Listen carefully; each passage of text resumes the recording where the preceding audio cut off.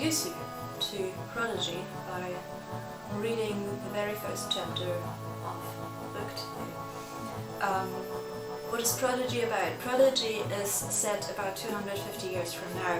The climate catastrophe has already happened, and there's just very few cities left where people can actually live, because there's artificial atmosphere domes that are kept running above them, so they keep the extreme weather conditions away from the people. There's also people living apart from these artificial domes, but this is only possible in very remote areas where there's microclimates happening. And in City 5 we have two girls which we are going to follow throughout this book. One of them is Akira Sato.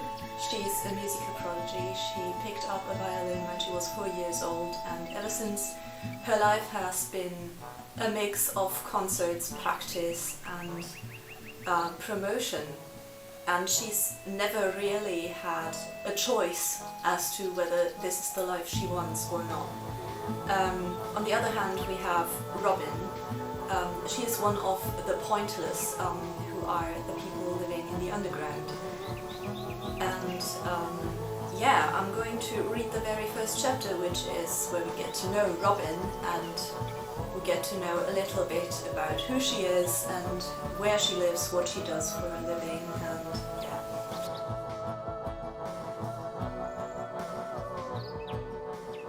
Are you sitting comfortably? Then we begin.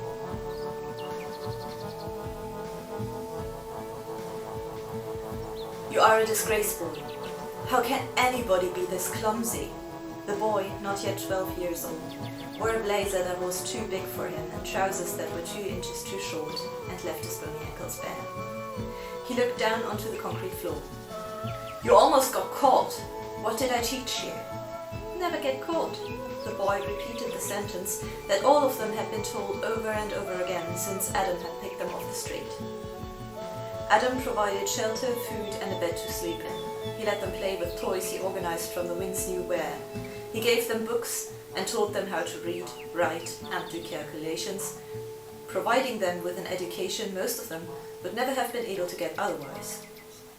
The only thing he asked for in return was that they carried out jobs for him, small thefts or bigger ones, and not get caught in the process. Once they catch you, he tended to say, I cannot help you anymore. Adam sighed.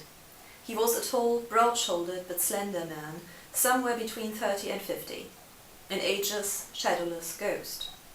His usual attire of black faux leather jacket and blue jeans, and his long black hair, which was tied at the back of his neck, complemented his dark eyes that lurked under a set of impressive eyebrows. When he moved, it was with a smooth, cat-like swiftness. The newer kids sometimes screamed when he showed up in their midst without a sound to announce his approach. Robin had watched and imitated Adam from the first moment she met him, and he had found in her an eager pupil, a devoted ally, who had quickly become just as quick-witted and silent-footed as him. As she dropped her usual guard and relaxed, he noticed her standing in the shadows and smiled, revealing a set of almost impossibly white teeth that reflected the sparse light in the room. Ah, look who came back from her mission. Welcome home, Robin. Have you got it? She nodded curtly, stepping out of the darkness and into the light of the few naked LED bulbs that hung from the ceiling. She walked over to Adam and the young culprit and set the black leather case down in front of the older man. Don't be too harsh, she whispered so lowly that only he could hear it. He is still a kid. Look at this, boy, Adam addressed the new kid again, without giving any indication if he'd heard Robin's plea, opened the case with deft fingers, and revealed a shiny brass-coloured trumpet, complete with mouthpiece. Adam took it out and inspected it from all angles. It had clearly been played. There were some tiny scratch marks on it, and the mechanics were a little worn out, the knobs giving way under the slightest pressure. The owner had looked after the instrument, though, had polished it and removed any greasy fingerprints from its metal skin. It was in perfect working condition.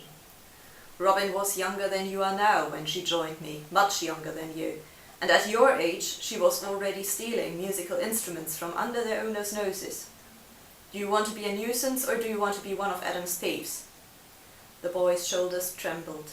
He gulped, suppressing the tears that were welling up in his eyes, and lifted his head, meeting Adam's steely gaze. I want to be one of Adam's thieves. Of course he wanted to be part of the group. There was hardly any way a child could survive in the underworld on its own.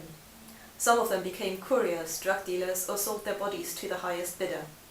What Adam provided was much more than they could hope for anywhere else. Robin knew Adam would never send a child back. He might threaten to do so, but deep down the man had a kind heart, and if he took you into his nest, you were safe until you had grown your own wings and were able to fly. Adam nodded and patted the boy's back. Then watch and learn. Robin and Joaquin will be able to help you and teach you how to do a better job next time, if you ask them nicely. Joaquin. Robin had not seen him yet, but Adam's voice was level, so she assumed her friend had returned and finished his mission without any unexpected inconveniences as well. She nodded at Adam, who dismissed her with a wave of his hand. The boy had nothing to fear, even though he didn't know it yet. Adam scolded his children when they got themselves in danger, not because he hated them, but because he loved every single one of them. They were a weird, dysfunctional family that lived off profits they made from stolen goods. Adam was the father who cared for them all. Their numbers varied. Sometimes someone got caught, sometimes people left, and from time to time Adam picked up someone new and brought them here. Half-starved and hollow-eyed children who had seen too many horrors already and done things no child should ever have to do to survive. They were fed, clad in clothes that weren't new but at least were clean and free of holes, and instructed that if they wanted to, they could stay and become thieves. Hardly anyone refused. Adam was not a bad person. He never hurt a child. His threats were nothing but the hollow barks of a toothless dog. Robin crossed the main cave and walked through one of the heavy metal fire doors that led to the bedrooms. The fourth room on the right was the one she shared with Joaquin and two others. They had been the first children Adam had taken in. Therefore they lived in luxury compared to the younger recruits who sometimes had to share a chamber with 11 other children and rarely slept in beds, but on mattresses on the concrete floor. Hey! Joaquin's voice reached her from the bed to her right, floating down from his usual perch on the top bunk. His unruly black curls had grown to impractical lengths lately and stuck up from his head like a bush. He was reading an old battered copy of Moby Dick. Paper books weren't being printed anymore, but there were many of them still in circulation and easy to get. Most people didn't like the fact that you couldn't read them in the dark. Robin frowned at his choice of reading material. Rain, storm and hail, she stated, shaking her head. I don't understand your fascination with that book.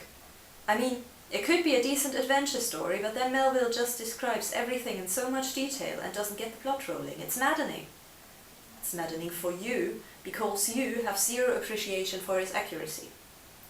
I have zero appreciation for a boring 30-page description of how exactly to kill a whale, because, well, it's not exactly information I'll ever need in my life, living in a city that doesn't have any connection to the ocean at all.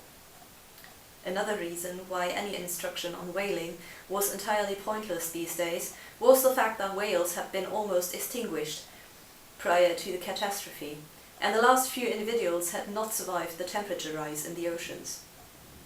There had been attempts to save them, but apart from keeping them in huge climate-controlled tanks, nobody had come up with a workable solution.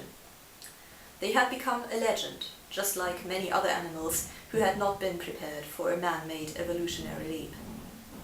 Joaquin grinned and swung his legs over the side of the cot, jumped down, and landed gracefully on the balls of his feet, displaying the sinewy strength of the climber. Did Adam already talk to you? He asked, flashing a perfect smile down at her. He was a good head taller than Robin, even if you subtracted the curls. Robin shook her head, self-consciously closing her lips over her own strangely crooked teeth. He was kinda busy scolding the new kid for not doing his job properly, and I didn't want to interrupt his usual monologue. What's the buzz? Joaquin pulled a packet of cookies from his backpack, ripped it open and held it out for her to share. She happily dug in, noticing they were chocolate chip ones, feeling more at ease immediately. He's got a new job. It sounded like a big deal and he wants us to do it together. He told me he'd talk us through it after dinner. Robin grinned and chewed on her cookie, relishing the sugary goodness. And you hope it's gonna have to do with whaling and therefore freshened up your knowledge with the help of Moby Dick? She teased. He ruffled her short red hair in reply before punching her in the side. Never one to leave things like that unreciprocated, she quickly stuffed the rest of the cookie into her mouth and went in for the tackle. She might be short and scrawny, but she was a tigress in fistfights. She had claws and she wasn't afraid to use them in her very own quick, dirty and ruthless manner. 20 seconds later, she had him pinned down onto the floor, his hands pushed up next to his face, her sitting astride his thighs, immobilizing him. "Do you give up?" she asked, and he wailed in defeat. He was breathing hard, his pupils dilated as he looked up at her with his grey eyes that were shadowed by a set of long, thick lashes which Robin would envy forever. "I give up," he breathed hoarsely. His voice had a strange edge to it which she couldn't quite place. Perhaps he was coming down with a cold. She stood up and turned to the door. It was almost time for dinner, and the smell of stew wafting through the air made her hungry.